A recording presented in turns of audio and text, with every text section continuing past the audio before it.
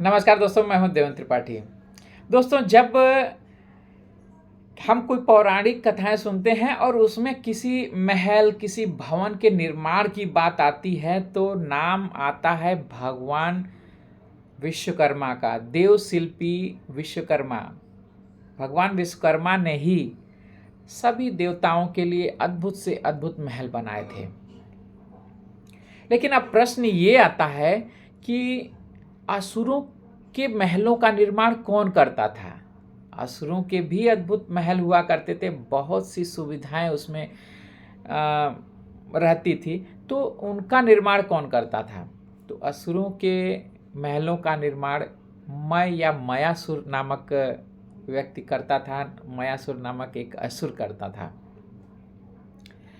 मयासुर ऋषि कश्यप और उनकी पत्नी तनु के पुत्र थे और उनकी कहानी इतनी रोचक है। उन्होंने ही तीनपुरी का निर्माण किया था, जिसका राजा त्रिपुरासुर था। उस त्रिपुरासुर का अत्याचार इतना बढ़ गया था कि उसका वध भगवान शिव ने किया, और त्रिपुरासुर का वध करने के वजह से ही भगवान शिव का एक और नाम त्रिपुरारी भी है।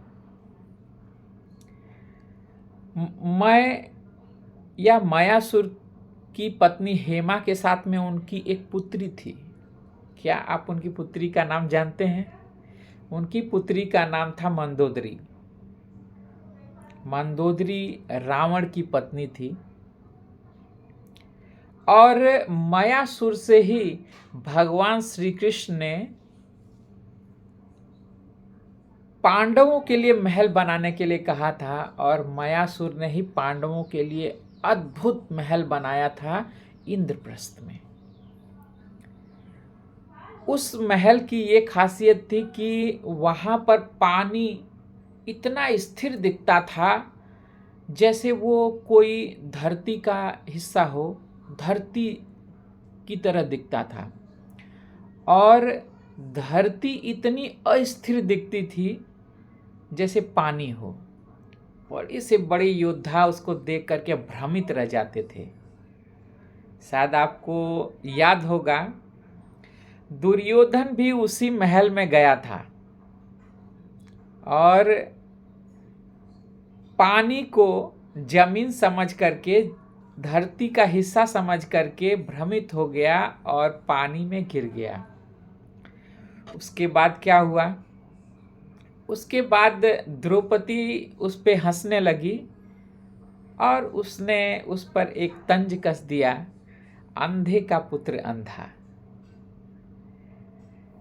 तो मयासुर के द्वारा बहुत से अद्भुत कृतियां की गई थी। बहुत सारे महल बनाए गए थे, और मयासुर जो था उसे आज भी 18 वास्तुशास्त्र के गुरुओं में एक उसका भी नाम आता है, और मयासुर को ये विद्या भगवान सूर्य से प्राप्त हुई थी। अंत में जब तुमसे ना सुलझे तेरे उलझे हुए धंधे, जब तुमसे ना सुलझे तेरे उलझे हुए धंधे, भगवान के इंसाफ पर सब छोड़ दे बंदे।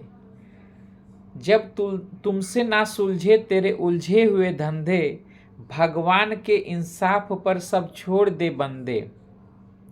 खुद ही तेरी मुश्किल को वो आसान करेगा, खुद ही तेरी मुश्किल को वो आसान करेगा, जो तू नहीं कर पाया वो भगवान करेगा। धन्यवाद।